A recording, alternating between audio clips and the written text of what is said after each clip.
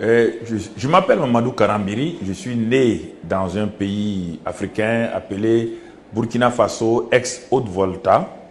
Je suis né dans une famille musulmane très pratiquante et pendant des années, j'ai cherché à savoir qu'est-ce que c'était Dieu, quelle était la religion.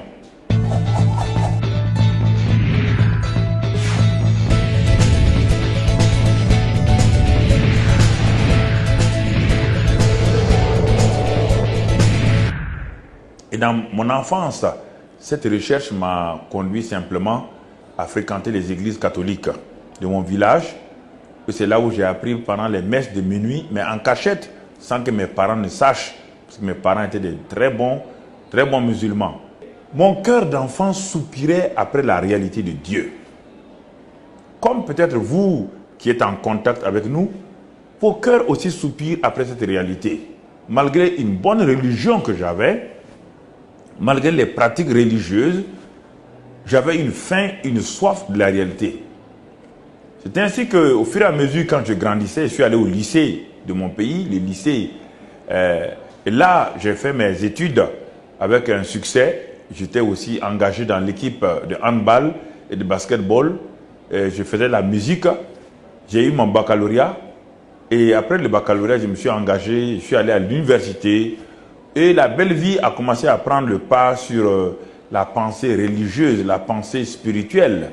C'est ainsi que je me suis trouvé en France en 1973 pour faire une licence en économétrie, les mathématiques et les statistiques appliquées à l'économie. Et dans cette ville où je suis venu étudier, dans le sud-ouest de la France, j'avais amené avec moi des gris-gris africains.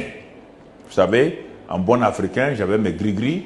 Et je me disais, au cas où mon cerveau ne pourrait pas me permettre de réussir, j'allais faire appel au gris-gris de mes ancêtres.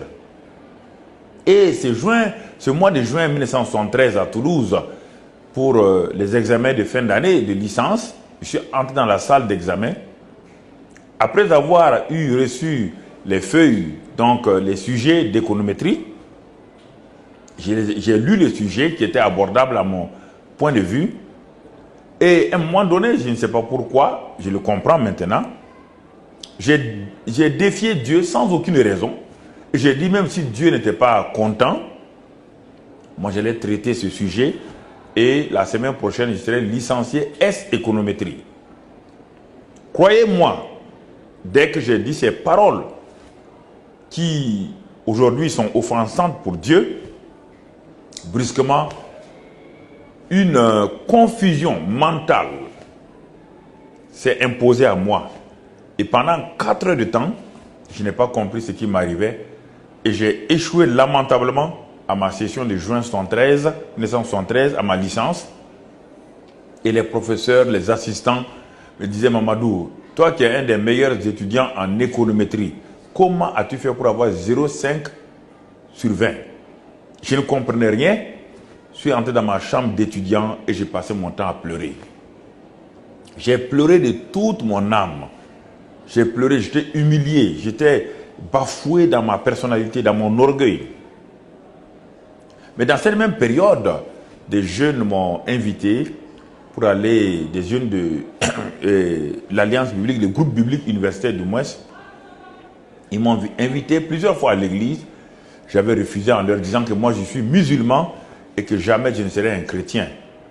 Après cet échec flagrant, cet échec qui m'a vraiment humilié, j'ai cherché à savoir où cette église se trouvait. Et quand enfin j'ai trouvé cette église, je suis entré dans le hall d'accueil, il n'y avait personne. J'ai vu tout juste une plaque où il était inscrit « Église évangélique des Assemblées de Dieu de France ». Ah, j'ai dit, mais c'est les protestants, moi je les connais, ils sont chez moi au Burkina Faso. Et j'étais découragé, j'étais déçu. Pour moi, j'étais à la recherche d'une secte. Et quand j'ai fait demi-tour dans cette véranda, dans ce hall pour aller, une voix a retenti à mon oreille.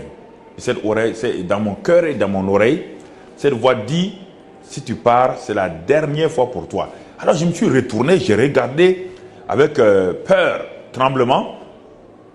J'ai dit, mais qui m'a parlé? il n'y avait personne autour de moi. Alors qu'est-ce que j'ai fait? J'ai refait demi-tour. Je suis allé pousser le portail de l'église et je me suis installé là. Et c'est ainsi que j'ai entendu l'évangile cet après-midi de juin 1973. Un évangile puissant qui a révélé toute ma vie, qui s'est imposé à moi avec amour, avec compassion, avec douceur. Maintenant, un évangile qui a opéré mon âme, qui a dévoilé mon péché, mais sans me condamner. Et cet après-midi, quand ce pasteur qui est à la retraite aujourd'hui à Saint-Raphaël m'a lancé un appel, qui veut recevoir Jésus-Christ, j'ai été propulsé littéralement de ma chaise et je suis allé devant. C'est ainsi qu'en 1973, juin 1973, j'ai reçu Christ comme mon sauveur et mon Seigneur. Et cela a été un changement prodigieux dans ma vie. Alors, quelque chose de nouveau s'est passé. La Bible dit que si quelqu'un est en Christ, il est une nouvelle créature. Les choses anciennes sont passées et toutes choses sont devenues nouvelles. Et je l'ai expérimenté. Ma vie a commencé à changer littéralement. Mes pensées, mes désirs, tout ce qui était axé sur le mal en moi a commencé à changer. Et j'ai vu qu'une opération spirituelle, une opération chirurgicale spirituelle s'était imposée à moi. Non pas parce qu'il y avait un lavage de cerveau, non, pas du tout. Mais il y avait un amour qui débordait mon cœur. Et c'est ainsi que j'ai été rempli un jour, un soir, quand je priais dans ma chambre. J'ai été saisi par la présence du Saint-Esprit, de l'Esprit Saint, qui m'a rempli à déborder d'une paix, une paix qui surpasse toute intelligence.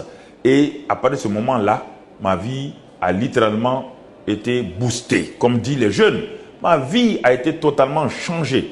Et une puissance a commencé à se manifester à travers moi. La puissance divine, la puissance de la grâce, la puissance de l'amour de Dieu. J'ai commencé à témoigner. C'est ainsi qu'après, je suis rentré chez moi au pays. Et là, j'ai commencé à témoigner de la grâce et de l'amour de Dieu. Je suis issu d'une famille musulmane. C'est ainsi que mes frères ont commencé à se convertir. Ayant vu un changement qualitatif dans ma vie, ils me connaissaient avant, j'étais violent. Ils savaient que je ne tolérais pas vraiment qu'on s'oppose à moi. Et quand vous voyez ma taille, j'ai 1m95 et j'avais 95 kg à l'époque, un homme carré. Alors, avec cela, les gens avaient peur de moi. Mais quand ils ont vu que le lion, le loup est devenu un agneau, c'était étonnant. À tel point que ma mère, un jour, après 7 à 8 années, sans avoir témoigné à ma mère de façon directe, elle s'est dit, mais pourquoi mon fils a changé? Elle est venue s'asseoir près de moi. Elle m'a dit, mon fils, depuis que tu es revenu de la France avec cette nouvelle religion, il y a eu un changement en toi. Même tes frères te respectent, tout le monde te respecte. Alors ma mère dit, je suis vieille, je suis assez âgée, je vais mourir. Elle m'a dit, mon fils, je veux connaître moi aussi ton Jésus. Vous voyez? Et j'ai amené ma propre mère à Jésus-Christ et la grâce de Dieu a continué à visiter ma famille.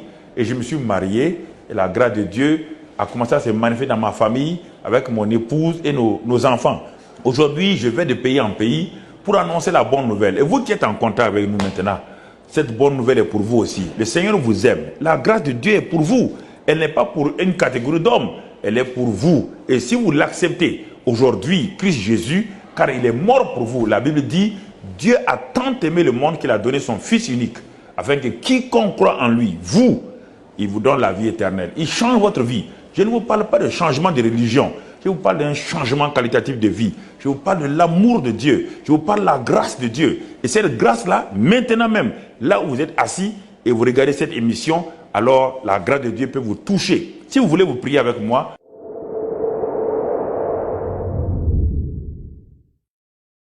vous dites simplement, Seigneur Jésus-Christ, j'ai écouté ce témoignage, je t'ouvre mon cœur et je te reçois comme l'agneau de Dieu qui ôte les péchés. Par ton sang, purifie-moi. Je reçois de toi maintenant une vie nouvelle, un cœur nouveau. Viens dans mon cœur, Seigneur Jésus. Transforme ma vie. Et je crois que tu l'as fait. Et si vous avez fait cette prière avec moi, elle est si courte, elle semble être trop simple, mais pourtant elle est puissante. Et c'est cette prière qui m'a sauvé il y a 34 ans maintenant à Toulouse, la ville rose. Que le Seigneur vous bénisse, sa grâce soit sur vous et qu'il continue à vous visiter par son amour et sa bonté. Soyez un témoin de Christ. Nous vous aimons de l'amour de Christ. Que Dieu vous bénisse. Amen.